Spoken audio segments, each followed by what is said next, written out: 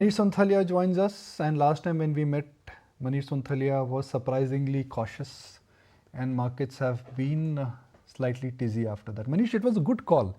Capex will slow down, and Capex stocks have come off 15, 20, even 25%. Is there now time to say that Capex, which was bloated, is now looking attractive, or the Capex theme in India is over for a long time? Because I think the key takeaway from the budget is consumption. So at the margin, consumption stocks are going to do really well.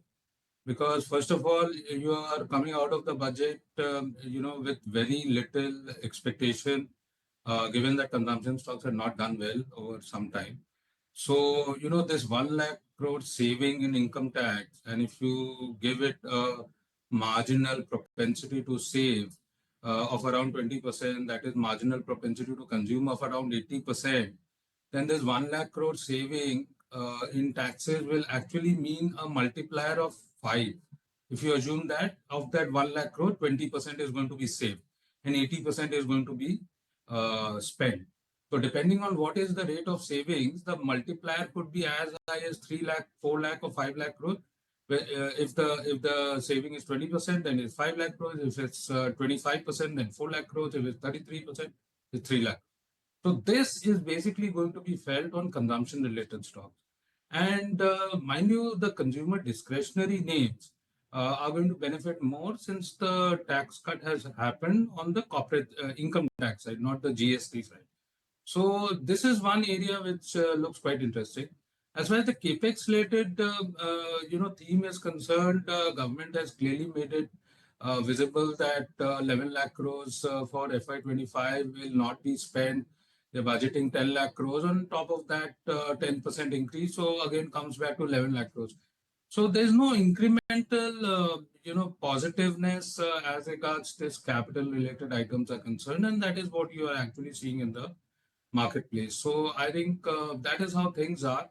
High beta capital goods, defense, railway, they will be slightly muted, meandering on the downside.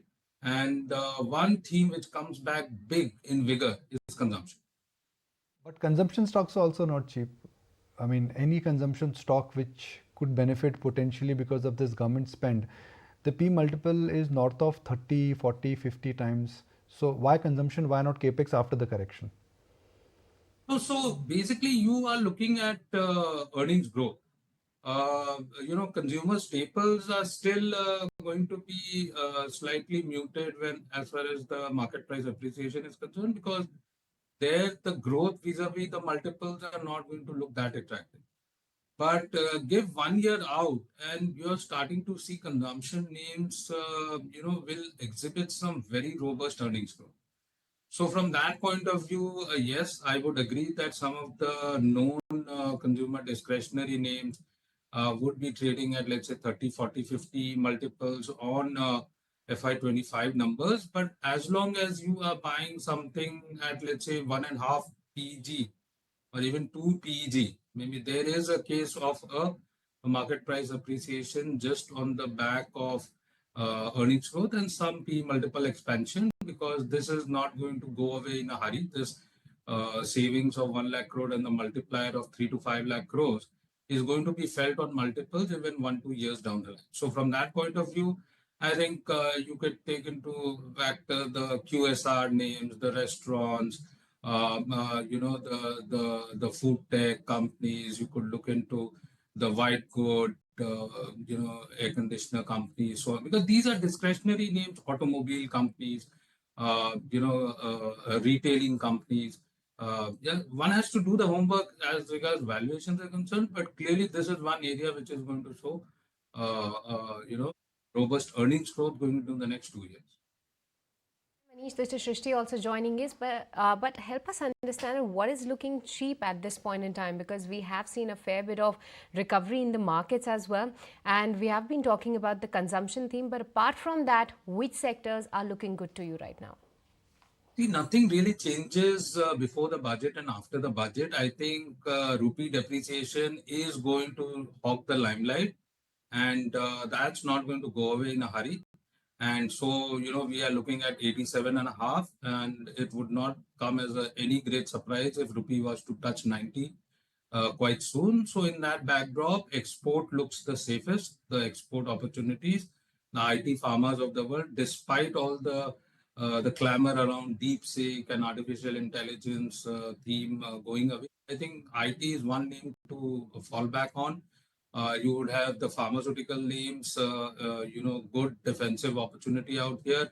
You're seeing the numbers that are come out of the capital market entities, very solid growth across all names. And this is again from a medium term perspective, looks quite good. Banks are extremely cheap.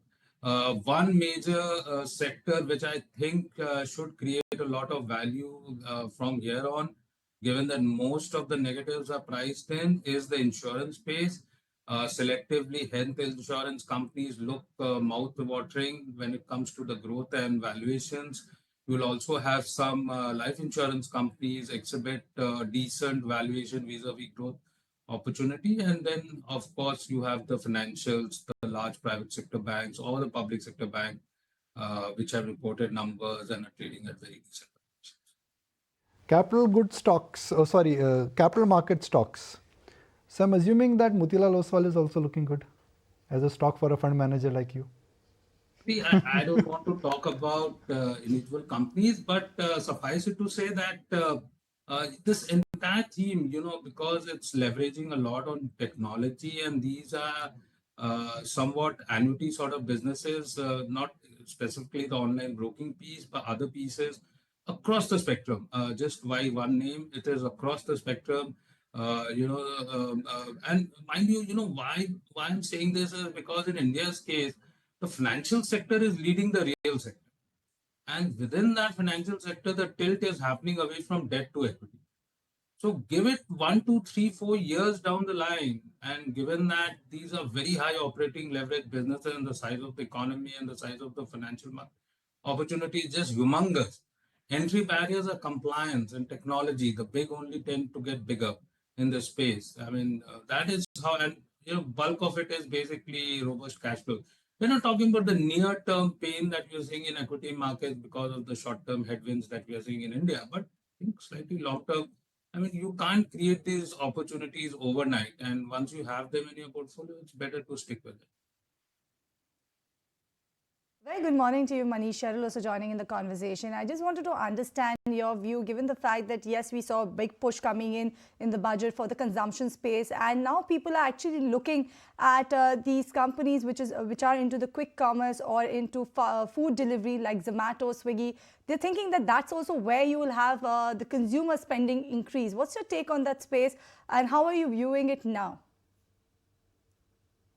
Yeah, so I think the food tech space is the place to be. But mind you, the numbers that have come out of one of the competitors who just came out with an IPO, the contribution economics is just very bad on the quick commerce side. So, and plus you have a third player which have very recently raised capital from private equity investors. I would believe that these two things, the capital raising by the third investor actually disrupted the quick commerce marketplace. There's heightened competition. But given that unit economics is the most important thing, and the fringe players or the marginal players will only shoot themselves in their own foot if they actually increase discounts and increase competitiveness. Because the contribution margins, if you're talking about -24 on the third quarter numbers, whereas your competitor, the leader, is actually reporting -14, he has a better unit economics than the second player which has come out with an IPO. And there the unit economics, the contribution, the break-even point, when it is being targeted at, let's say, third quarter FY26, looks like a tall ask. So within this whole space, yes, the opportunity set is there because of the announcements in the budget. This space is going to be there in the limelight, but the leader would have the maximum benefit. And that is why we have Zomato in our portfolio. We think this is a decadal story as far as the quick commerce and the food delivery space, and many other items now coming through. So this is one space that one name that we are really betting on. Yeah, it will be positive. Serving market cap for a company like Zomato. I mean, it was 3.5 lakh crore, it has become about 2.5 lakh crore. 3 years out, 5 years out, can Zomato be a 5 lakh crore market company, or could it be closer to 10 lakh crore? I'm just trying to understand that these are businesses which can really grow. 3 years out, where Zomato's market cap could be closer to 5 or nearing 7 or 8. So, Nikunj, I think one should compare India's valuations to the likes of, let's say, a Meituan or a DoorDash, and there you will have multiples of what the market cap today is for Zomato. Just going by what numbers we are portraying into Zomato for FY27, we are working with 6,000 crores plus net PAT. So, and then also a long runaway for growth. My sense is 2 years out, it will be comfortably be north of 100% from where we are currently. That is what my assumption is. Also, Manish, understand that you were also liking the energy theme as well. And in the recent budget, we have seen announcements coming in for solar power as well as nuclear power as well. Help us understand that what's been your reading within the energy space, and given the government push right now, do you believe more into such stories and any particular play or sector to play with? No, unfortunately, I think the renewable story is starting to go bad, or let's say not in sync with the valuation which some of these companies are trading at. So, for one, we have a regime change in the US which favors fossil fuels as opposed to renewables. That is one. Second, China, where most of the components are actually coming, is facing with a glut scenario. And today, India is giving protection, and even in this protection, the protection amount has got reduced. So solar modules, etc., have got reduced from 25% to 20% import duty. So I think a sector which is relying purely on protection, and then you have a 2030, after which you really don't know. Yes, you could say that there could be growth and there could be protection that would come from the government, and that would ensure decent amount of profit growth till 2030. But what beyond? I mean, we're already in 2025-26, and assuming that all the targets are met, would the terminal value of these companies, whatever they are trading at today, justify the market cap increase from these levels? My sense is no. Yes, the theme was very good, but I think we would have done well if we would have staggered in a way so that there's balance of, let's say, a day power and a night power. There's a balance of evacuation, transmission, that infrastructure is ready. So all of these, I think, we have bunched up all of these positives too far too soon, and resulting in elevated valuations and the macro problems globally. I think renewables somewhat will take a back foot from here on. With this, we'll let you go on that. Thank you so much for taking the time out and speaking with us. But with this...